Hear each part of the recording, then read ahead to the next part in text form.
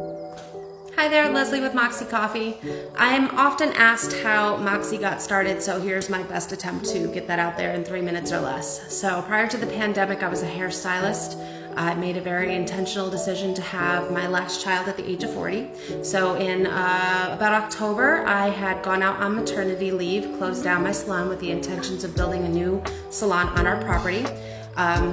In the meantime, my husband kept planting seeds, saying that he thought that somebody needed to market a light roast coffee in a way that dark roast coffee is marketed. And I was like, cool, I'm a hairstylist and I don't like light roast coffee. Meanwhile, he had a coffee shop. So I'm like, do it. And then he said there aren't many women-owned coffee companies. And I was like, you can use my name, but I'm a hairstylist. And then it was, what would you call the coffee? Moxxi came to mind because in a lot of the things that I did, especially when I was a single mother, I used coffee to get through a lot of the day, and I overcame a lot of hurdles. So it was just kind of that grit and tenacity that made Moxxi come along. And then with my background as a hairstylist and a tattoo artist and airbrush artist and all the weird things that I've done, I really loved this imagery of the pinup in the cup. We used on-brand designs to create this logo.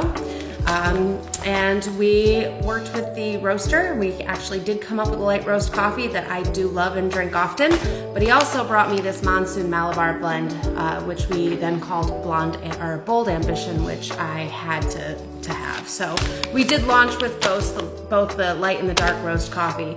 It was at the time when I decided that I wanted to do the foundation and donate $1 for every item sold, that I really looked at my husband. I was like, so this is mine now, and made the decision to turn the building into the Moxxi office and to no longer be a hairstylist.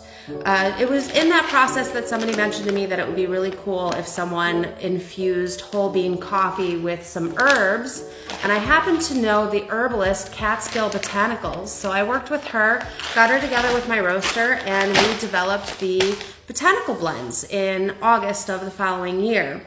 And then there was such a desire for people to have organic fair trade coffee, which neither of the Bold or Blonde were initially. It was easy to convert Blonde over, but Bold just wasn't possible because of the process of the green beans being exposed to the monsoon rains. It's just not. You can't certify it organic. So we came up September 1st of 2021 with Wild Ambition, which is our extra dark roast. We also do some mugs with Gray Fox pottery and, of course, Deneen pottery, and they're a big staple of what we do. They help fund the foundation with our raffles. Check out our website. We always have something that we're raffling off to support ambitious women in the capital region. Thanks for listening. Hope you like my coffee.